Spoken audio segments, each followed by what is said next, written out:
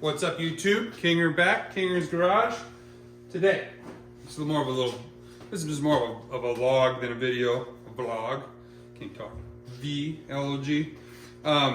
We need to figure out this fuel tank situation with Bob. If you recall, the last video, it's been a while, I got this all ready to go riding on the only ride that I've been able to do this year. Started the sled, well actually I siphoned out all the gas and just left a gallon in it. I've got this nice fuel sump in here that I've installed. I was hoping to be able to suck this tank dry. And as the sled was warming up, it started to spitter batter, you know, let's get at her. And finally it died. I realized I ran out of gas. And now I shouldn't have ran out of gas. I feel like there's 3 gallons of gas in here, maybe even more. So I went to my buddy, Mr. Andy. Thanks, buddy. I got 2 6-gallon cans of AV gas. So I'm gonna use AV gas just for storage. I mean, Bob didn't get to run this year at all. He never left this shop, which is awful on my mental stability. This is a 13.5-gallon trail tank. So it's a Skidoo XP based tank that's 13.5. So let's pull out what we can. Let's put in what we can, and let's see what we're gonna do. All right, I already did this once, so if you remember from the last video, I took 2 zip ties, left the ends long, and put on this socket to act as a weight to get this down to the lowest part of the tank here.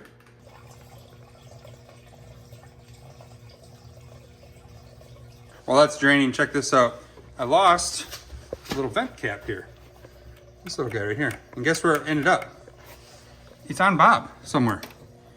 I think it's down in here, but I have not been able to find it. So someday, when I have this apart, I'm going to find this little plastic cap, and I'm gonna be like, what is this from? And I'm gonna scratch my head for 3 hours. I need one of you to remind me, please. Remind me. Never mind, there it is. I found it, look at that. It's buried. I just gotta get it out. Okay, that sucked out quite a bit. So, that sucked out. Oh yeah. So I put in a full can, I believe. This is 5 gallons. And then I think it's probably in this neighborhood here.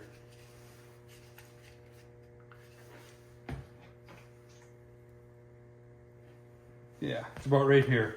So I think I have about 1.5 gallons, I think.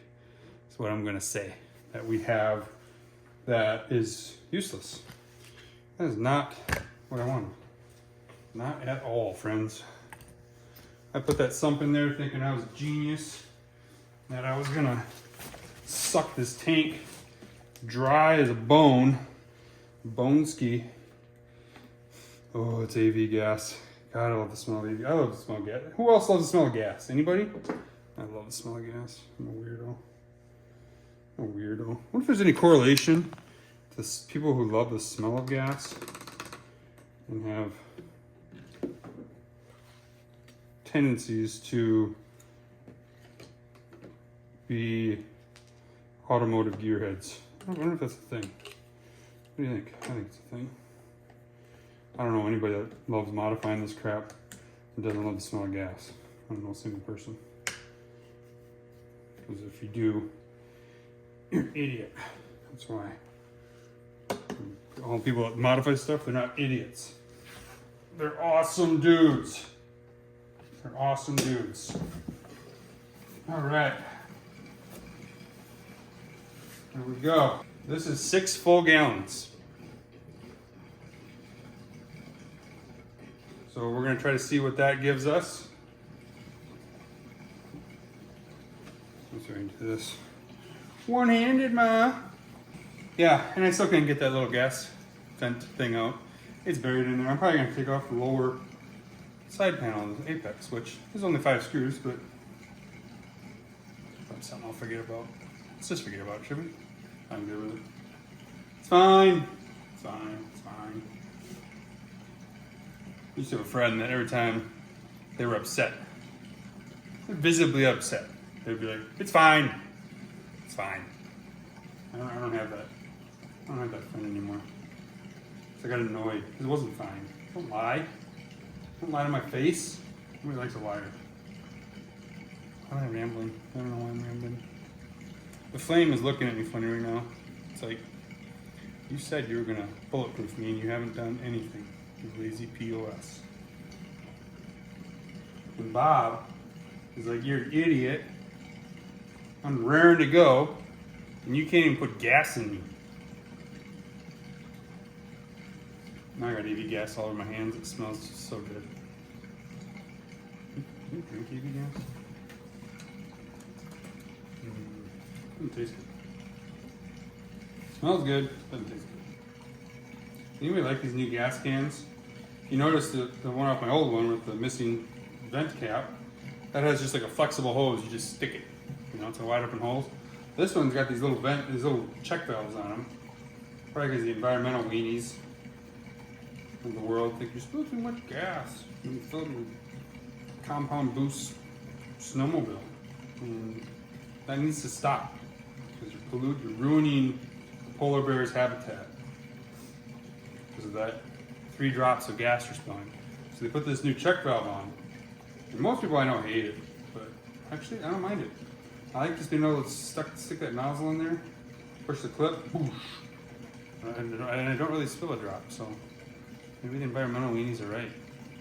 I mean, it gets 3 more drops of gas. I mean, Bob will run for tenths of seconds on that. Maybe hundredths. That's good. There's 6. 6 down. 6 down. All right, second can. Now, theoretically, it should take all 6. And if I'm right that it had 1.5 gallons in it, that's my 13.5 gallons. But if it spills out sooner, it won't spill out because of the environmental weenies. All I have to do is lift this can up and it stops spilling. I mean, again, maybe they're not weenies. Maybe I'm the weenie. That's probably it. I'm the weenie. Anyway, if I have to pull this out early, if I have to pull this out, then we know we got problems where I'm not going to get the last couple gallons out of my sled. Now, to say that, the sled is raked up right now, and when it's on the trail, it'll obviously be on the trail, and the sump is right in the middle on the bottom, so anytime gas is going sloshing by, it would fill that sump. If you didn't see that video, watch that video. That was pretty clever sump that I used. I thought it was clever, but this fuel pump is a lot higher, so it doesn't drain into that sump right into the inlet of the fuel pump. It goes through a hose and then up about 4 or 5 inches to my fuel pump. So what I'm worried about, and I said it when I put it in, was what happens if the fuel pump loses prime. Oop, oop, oop. Oh, environmental weenie for the win. All right, look at that. And it's full to the brim, 13.5 gallons. It took, I got about I would estimate, I mean, this is light as a feather here. I'd say half a gallon. All right, so key number here is fuel pressure. My meth pressure is still good. So after I bled it that last time, everything's good. And watch that. Hear it? Full 48 pounds now. That's where I want it to be. It's okay to bleed off a little bit, but look at that. Regulated right at 48. Spot on. So the sled will probably start right up and run like a champ now. You can see I added a new low oil pressure gauge. So I got kind of scared that I would run the motor out of oil. As the sled starts and generates oil pressure, this goes away. That's pretty cool. And yeah, I think that's going to be it for Bob. All right, this is my new bearing that I'm going to replace the OEM one, which does not have this innovative sleeve. This is a barn of parts, drive shaft bearing repair kit, and it'll work on a worn drive shaft or even a new one. I don't know what the condition of mine is yet, but I didn't want to wait once I had it apart to figure it out. So I just bought this. I'm going to install it. But this is sealed in a housing, and you need to have a good bearing puller to be able to pull this out and then also reverse and suck the new one back in. Or you have to disconnect your brake rotor and from the hydraulics and rebleed it and do all that, and then take it to a vise or a bench and pound it out with a pipe. I'm going to try to find the right tool to do it in the job without disconnecting the caliper, and I'll let you know what that looks like once I get it done. That'll be in the next video. Stay tuned.